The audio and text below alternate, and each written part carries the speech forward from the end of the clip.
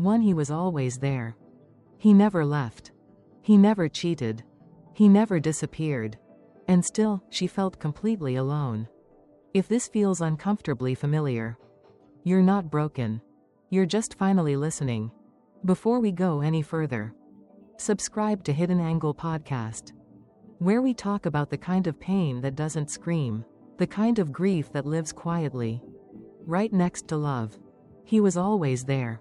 That was the strangest part. He showed up. He answered texts. He sat beside her on the couch. He slept next to her every night. From the outside, nothing was missing. But inside her, something kept echoing. It wasn't loneliness in the obvious sense. It was subtler than that. More confusing. More isolating. She didn't miss him. She missed being met. She missed eye contact that stayed a second longer. She missed questions that didn't end with, okay. She missed feeling like her emotions landed somewhere, instead of disappearing into silence. And the hardest part? There was no moment she could point to and say, "This is where he left me." Because he didn't leave. He stayed. With his body. With his routines. With his presence in the room. But emotionally, he was somewhere else.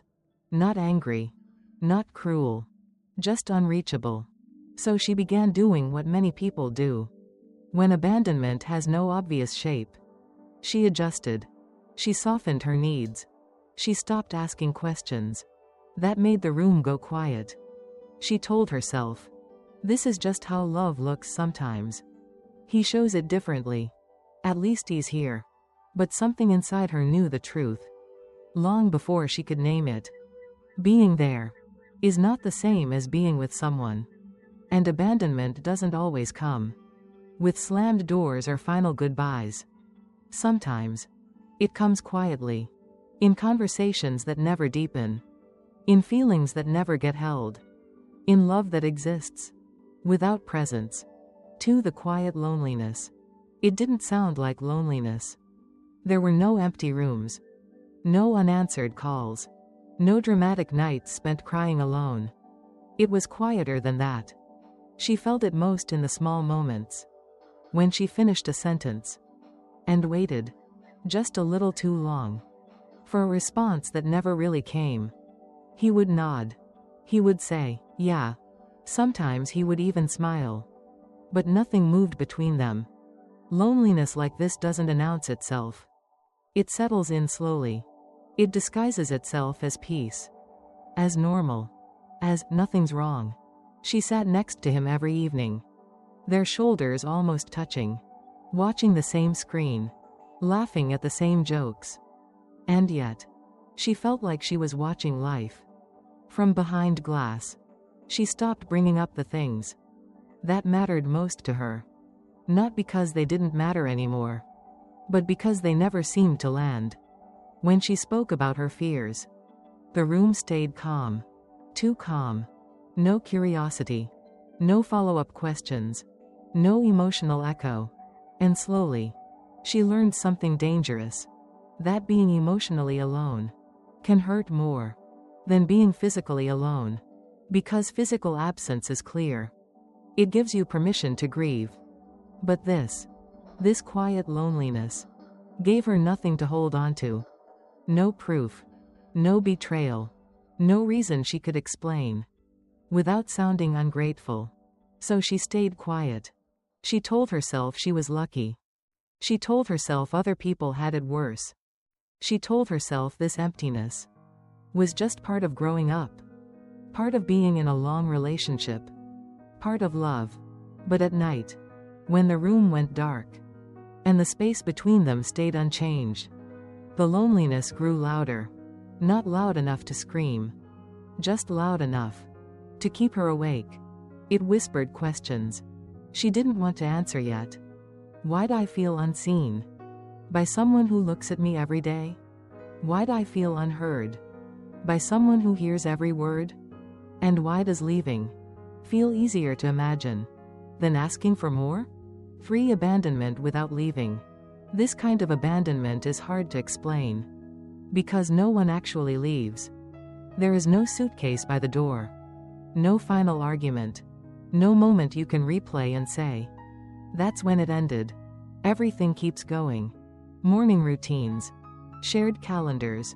Plans made weeks in advance. From the outside, the relationship looks intact. But inside, something essential is missing. Abandonment without leaving doesn't feel like loss at first. It feels like confusion.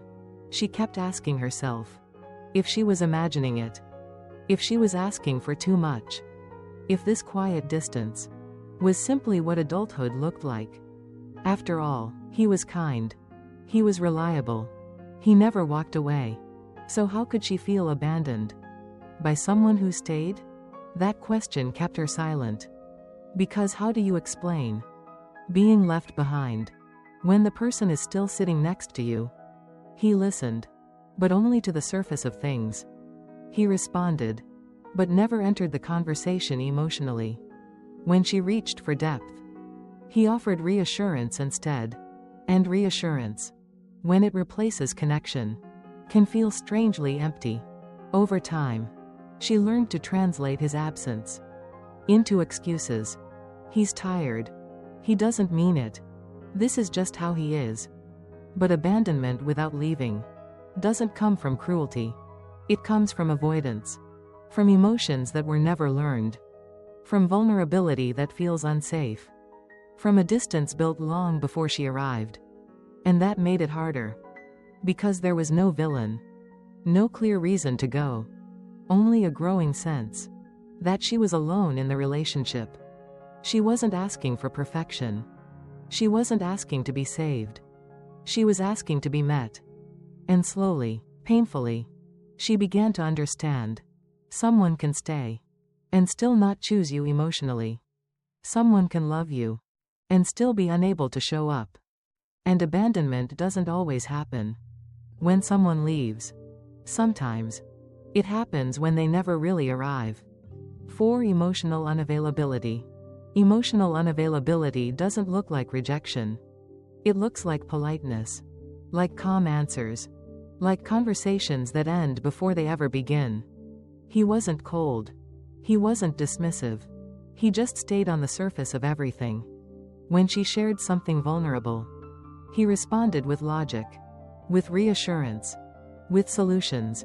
And on paper, that looked like care. But emotionally, it felt like standing at a closed door that was never slammed, just never opened. She stopped crying in front of him, not because the pain went away, but because it didn't seem to belong there. Her emotions felt like an interruption, something that needed to be resolved quickly, so life could continue as usual. And so she learned to edit herself. She softened her tone. She shortened her stories. She filtered out the parts that might ask too much of him. Not because he asked her to, but because the space between them taught her to. Emotional unavailability isn't always intentional. Often, it's inherited, learned in homes where feelings weren't discussed, where vulnerability was seen as weakness, where silence felt safer than truth. He wasn't withholding to punish her. He simply didn't know how to enter the emotional world she was inviting him into. And that realization hurt, in a different way, because it meant she couldn't fix it by trying harder, by loving better, by being more patient. No amount of understanding could create emotional presence where it had never been practiced. She began to feel like she was speaking a language he could hear, but not respond to. And slowly, the loneliness returned, not from neglect, but from emotional mismatch. She wasn't asking him to become someone else. She was asking him to arrive, to be curious, to sit with discomfort, to stay when feelings got messy. But emotional unavailability turns intimacy into a task, and depth into a threat. And so he stayed safe, and she stayed unseen. 5. Why it hurts more. It hurts more when no one can see it. When a relationship breaks in obvious ways, people understand. They bring you coffee. They say, "Of course you're devastated." They give your pain a name.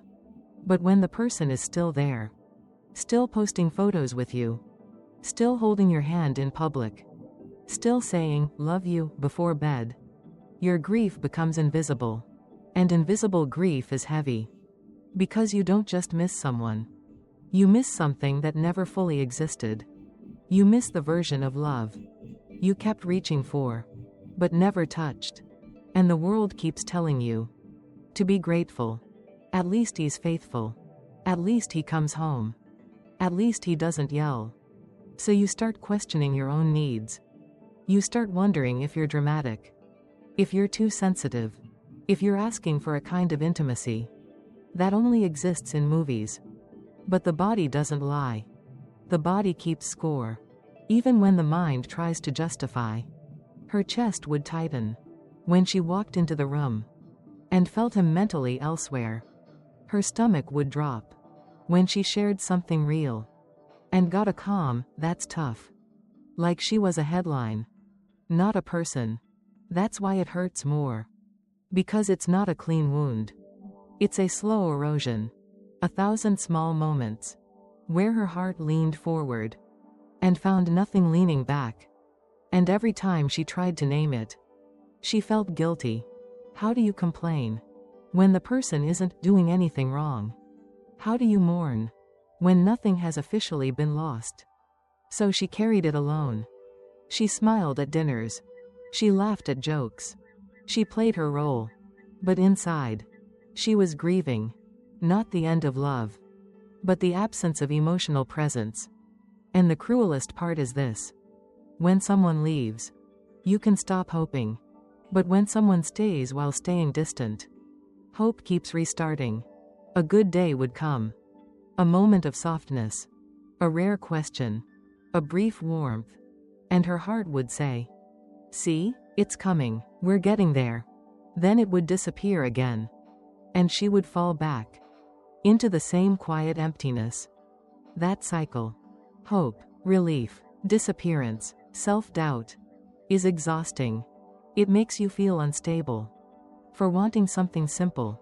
To be met. To be felt. To be held. Not just physically, but emotionally. 6. She learned not to ask. She learned not to ask. Not all at once, but gradually. The way people learn to stop touching a bruise. At first, she asked gently. Small questions. Careful timing. She chose moments when he seemed relaxed, hoping that if she framed it right, he would meet her halfway. "Are you okay? Can we talk later? Did I do something wrong?" He didn't get angry. He didn't shut her down. He simply stayed neutral. And neutrality, when you're reaching for closeness, can feel like distance. So she adjusted. She learned which questions led nowhere. Which words changed the air in the room. Which feelings made him withdraw just enough to remind her it wasn't safe to go deeper. Soon, she wasn't asking anymore. She was predicting. Predicting his mood. Predicting the outcome. Predicting the silence. She told herself it was maturity. That relationships weren't supposed to be emotional all the time. That wanting more meant being needy. That asking for presence was asking for too much. And so she became easier. Easier to be with. Easier to please. Easier to overlook. She carried her questions quietly. Stacked them one on top of another. Until they felt too heavy to bring into the room. There is a particular loneliness that comes from self-silencing. It doesn't look dramatic. It looks composed. She smiled. She nodded. She said, "It's fine." Even when it wasn't. Not because she didn't trust him, but because she didn't trust the space to hold her truth. And over time, not asking became a habit. A reflex. A survival skill. She stopped expecting emotional presence from someone who had never offered it consistently. She stopped naming her needs. Because naming them didn't change anything. And that's when something shifted. She wasn't being rejected anymore. She was pre-rejecting herself. Not out of weakness, but out of exhaustion. Because hoping hurts more than staying quiet. 7. Becoming easy to love. She didn't become easy to love overnight. It happened quietly, through small compromises that felt reasonable at the time. She laughed a little softer. She needed a little less. She learned to read the room before speaking her truth, not because he asked her to change, but because change kept the peace. She stopped bringing up the things that made her feel complicated. She saved those for later, then for never. She told herself she was being understanding, that love meant meeting people where they were, that expecting emotional depth was unrealistic. So she became light. She talked about work, about plans, about neutral things that didn't ask much from either of them. She became agreeable, low maintenance, easy to be around, and people praised her for it. "You're so chill. You don't make things hard. You're easy to love." What they didn't see was what it cost her. Because every time she chose easy, she left something true behind. A feeling she swallowed, a question she buried, a boundary she erased. She became fluent in minimization of her needs, of her reactions, of her pain, not because she didn't feel deeply, but because depth felt unwelcome. And there is a quiet grief in being loved for who you are, when you're not fully present as yourself. He loved the version of her that didn't ask, that didn't push, that didn't need reassurance. And she tried to convince herself that was enough. But at night, when she lay awake beside him, she felt the absence of herself more than the absence of him. Because becoming easy to love meant becoming hard to recognize. She wasn't disappearing dramatically. She was fading politely. And the hardest realization was this: if love only works when you make yourself smaller, it's not love asking, it's safety. Ate hope as a habit. Hope didn't feel like optimism anymore. It felt like muscle memory. She didn't choose it. It just showed up, the way habits do. A good morning, a softer tone, a rare question that sounded like curiosity. And her heart responded instantly. See? This is it. This is the moment things turn. Hope became reflexive. She learned to scan for it. In pauses. In gestures. In the smallest shifts of attention. A longer hug meant progress. A thoughtful text meant change. A quiet evening without distance felt like proof. And when those moments faded, she didn't name the loss. She reset. That's what hope does. When it has nowhere to land, it resets. She told herself growth wasn't linear. That closeness came in waves. That love needed patience. So she kept waiting. Not passively, but faithfully. Hope became a routine. Wake up. Notice something good. Hold on to it. Explain away the rest. And slowly, hope stopped being about the future and became a way to survive the present. Because without it, she would have had to face what staying really meant. Hope softened the edges of emotional absence. It made distance tolerable. It turned longing into effort. But habits can hide damage. Because when hope repeats, without being met, it starts to cost something. She became tired, in a way sleep couldn't fix. Her nervous system stayed alert, waiting for signs that never stayed. She lived between almosts. Almost seen, almost held, almost chosen. And still, hope returned. Not because it was rewarded, but because it was familiar.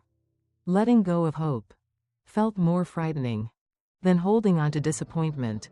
Because hope promised possibility, even if it never delivered presence. And so she kept hoping. Not because it felt good, but because it felt safer. Then admitting she was alone in wanting more. 9. The invisible cost. The cost didn't arrive all at once. It accumulated. Quietly. Patiently. In ways no one could measure. She didn't wake up one day and feel broken. She woke up feeling tired. A deep, bone-level tired that rest couldn't reach. She started forgetting things losing words mid-sentence, zoning out in conversations she used to care about. Her body carried the weight before her mind understood it. Shoulders tense for no clear reason. Jaw tight at night. A constant low hum of anxiety. She couldn't trace back to a single moment. This is the invisible cost of staying emotionally alone. Because when you're not met, you don't just miss connection. You start compensating for it. She over-explained, over-functioned, over-gave. She became the emotional manager of the relationship.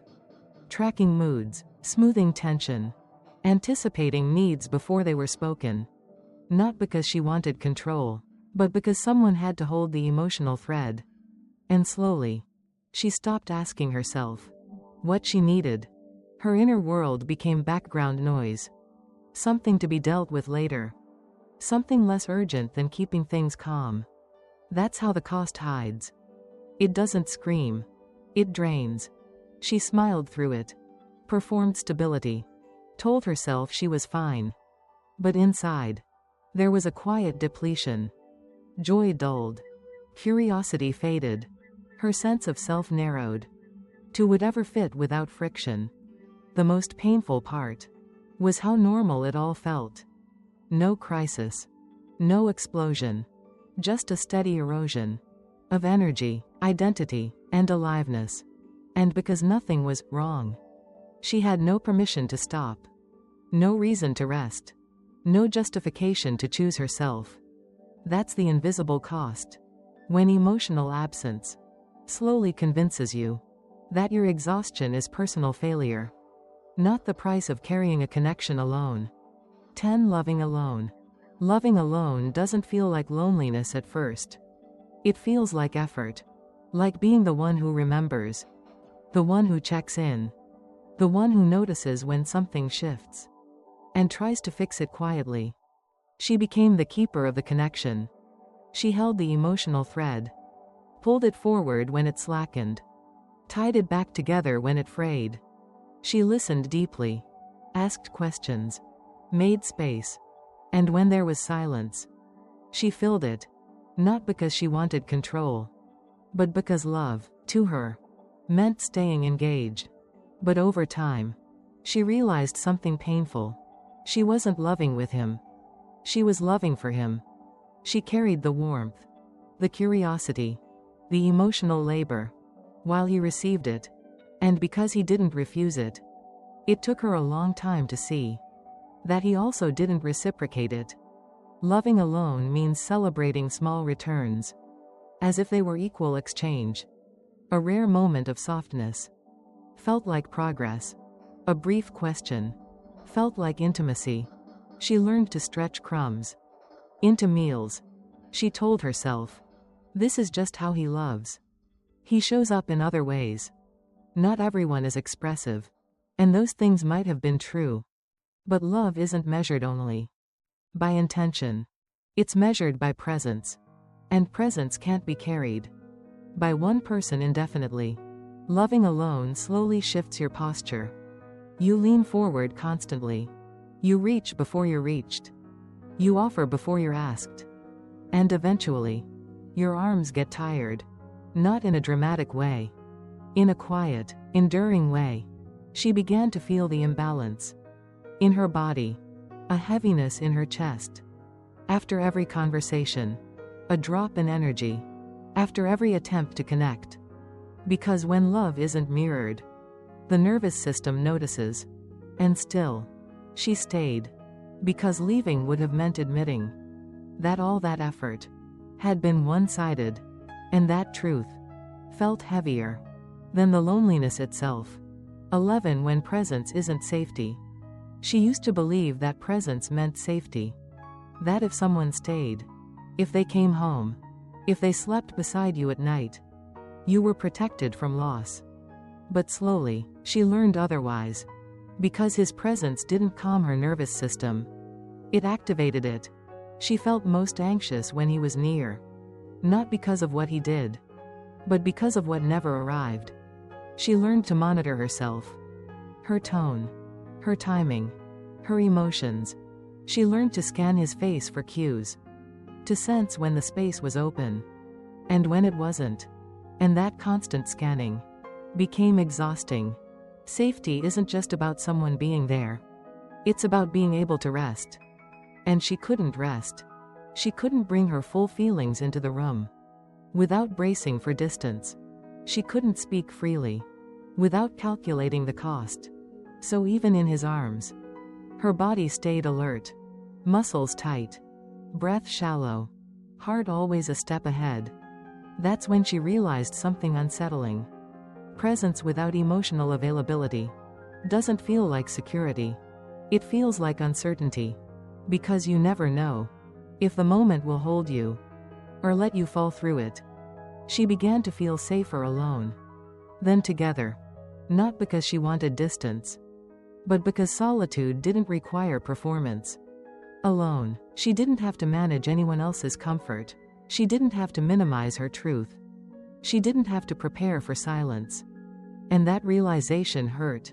Because it meant the relationship had stopped being a place of refuge and had become a place of vigilance. She wasn't asking to be rescued. She wasn't asking for perfection. She was asking for safety. The kind that comes from emotional attunement. From being met without fear. And when that safety never came, her body knew before her mind did. That staying wasn't soothing her. It was slowly wearing her down. 12 saying it out loud. She didn't say it out loud right away. Not because she didn't know the truth, but because naming it made it real. She had rehearsed the words silently. For weeks. Months. Maybe longer. I feel alone. I don't feel met. I need more than this. Each sentence felt dangerous. Like it might shatter something fragile. Or expose how long she had been shrinking. When she finally spoke, her voice was calm. Almost too calm. Not accusatory. Not emotional. Just honest. And that honesty felt heavier than any argument. Saying it out loud meant she could no longer pretend. This was temporary. That patience would fix it. That love would somehow arrive on its own. It meant letting go of the story she had protected. That if she just waited long enough, things would change. She watched his face carefully as the words landed, not looking for defense, not looking for blame, just listening to what his silence would say. And in that moment, she understood something quietly devastating. Truth doesn't demand a reaction. It reveals one. What hurt wasn't his confusion or his lack of response. It was the clarity. Clarity that this wasn't a misunderstanding. It wasn't timing. It wasn't stress. This was the shape of what he could offer. Saying it out loud didn't fix anything. But it did something else. It aligned her body with her reality. Her chest loosened. Her breath deepened. Not because the outcome was safe, but because the pretending stopped. There is power in hearing your own truth, spoken clearly, even when the answer isn't what you hoped for. Because once something is said, it can no longer live only inside you, quietly convincing you that you're asking for too much. 13 His silence, reheard. After she said it out loud, his silence sounded different. Before, it had felt like absence, like avoidance, like something missing. Now, it felt like an answer. Not a cruel one. Not even an intentional one. Just a truthful one. She began to hear his silence. Not as rejection, but as limitation. He wasn't withholding words to punish her. He simply didn't have the language she was asking for. And that realization shifted something inside her. Because it meant she hadn't failed to explain herself. She hadn't asked in the wrong way. She hadn't loved incorrectly. She had reached the edge of what he could give. His quiet wasn't confusion. It was capacity. She replayed old moments differently now. The pauses after her questions. The calm responses to her tears. The way conversations gently closed. Right when they neared depth. She heard them again. Not with hope. Not with self-doubt. But with clarity. Silence, she realized, can be generous with information if you stop asking it to be something else. It wasn't that he didn't care. It was that he didn't know how to enter emotional space without feeling overwhelmed. And that mattered. Because it meant she didn't need to keep trying to unlock him. She didn't need better timing, better words, better patience. The silence had already spoken. It said, "This is how far I can go." And for the first time, she listened, without translating it into hope. She listened without making excuses, without softening the truth, without turning his limits into a challenge she needed to solve. That was the moment. The story changed. Not because he changed, but because she stopped mishearing him. 14. This wasn't love's failure. She kept trying to label it for so long. A problem. A phase. A rough season. Something they could push through. If she just stayed patient. If he just got less stressed. If life just calmed down. But the truth was simpler. And harder. This wasn't love failing.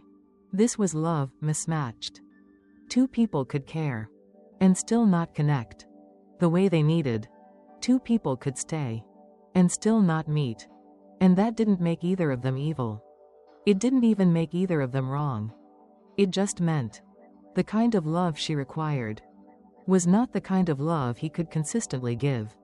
For a long time, she treated her needs like demands, like something she had to apologize for, like a flaw in her personality. She told herself, if I were easier, he'd come closer. If I were calmer, he'd open up. If I were less emotional, we'd be fine. But needs are not accusations. Wanting emotional presence is not asking for perfection. It's asking for partnership. And partnership isn't built on someone enduring your feelings. It's built on someone meeting them. She began to see how unfair it was to both of them to keep forcing a shape that didn't fit. He couldn't become emotionally fluent on her timeline, and she couldn't keep shrinking without losing herself. That's what made it painful. Not betrayal, not hatred, just the quiet realization that love isn't always enough to create safety. Sometimes love exists without the skills to hold it. Sometimes affection is real, but attunement is missing. And when she finally accepted that, something softened. She stopped trying to prove her pain was valid.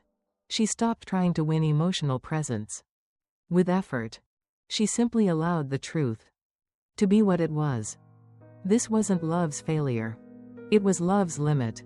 15. Choosing emotional presence. Choosing emotional presence didn't begin with leaving. It began with noticing. Noticing how much of herself she had been setting aside just to keep things peaceful. She realized that presence wasn't something she could request from someone else without first offering it to herself. For a long time, she had been physically there, but emotionally unavailable to herself. She ignored the tightness in her chest. She dismissed the fatigue. She told herself to be reasonable. But choosing emotional presence meant stopping that. It meant listening. When her body said, "This hurts. This is too much. I'm tired of disappearing," she began to stay with her feelings. Instead of explaining them away, she let discomfort linger, without rushing to make it acceptable. And that was unfamiliar. Because presence requires courage. It requires staying when the truth feels inconvenient. When clarity disrupts routine. When honesty risks change. She didn't make dramatic declarations. She didn't demand transformation. She simply stopped abandoning herself. She started asking different questions. Not, how do I make this work? But, how do I stay whole? Not, what can I tolerate? But, what allows me to breathe? Choosing emotional presence meant letting her needs exist without justification. It meant allowing her emotions to take up space even if no one else knew what to do with them. And slowly, something grounded her. She felt more stable, even as things grew uncertain. Because being emotionally present with herself gave her a safety she had been seeking elsewhere. She wasn't choosing conflict. She wasn't choosing distance. She was choosing integrity, the quiet alignment between what she felt and how she lived. And for the first time in a long while, she wasn't waiting to be met. She was already there. 16, alone, but no longer abandoned. She didn't suddenly stop feeling alone. That wasn't the miracle. The miracle was this. The loneliness no longer meant abandonment. Being alone stopped feeling like failure. Stopped feeling like proof that something was wrong with her. For the first time, her solitude felt honest, quiet, grounded, unforced. She noticed how different it felt to sit with herself, without bracing for disappointment, no waiting for a text that might change her mood, no scanning conversations for emotional cues, no shrinking to stay connected. She could breathe, and in that breath, she realized something simple and profound. Abandonment had never been about who stayed or who left. It had been about who was present. And now, she was. She showed up for her own emotions. She listened without judgment. She stopped arguing with her needs. And that changed everything. Because when you stop abandoning yourself, being alone no longer feels empty. It feels spacious. She didn't need to rush into another connection to prove she was lovable. She already felt connected to her body, to her truth, to her inner life. And that connection was steady. If love came again, it would meet her where she already stood.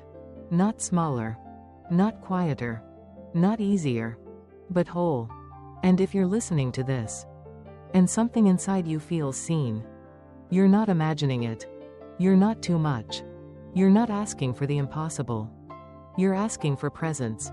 If this story touched you, please take a moment to like this video. Share it with someone who might need it.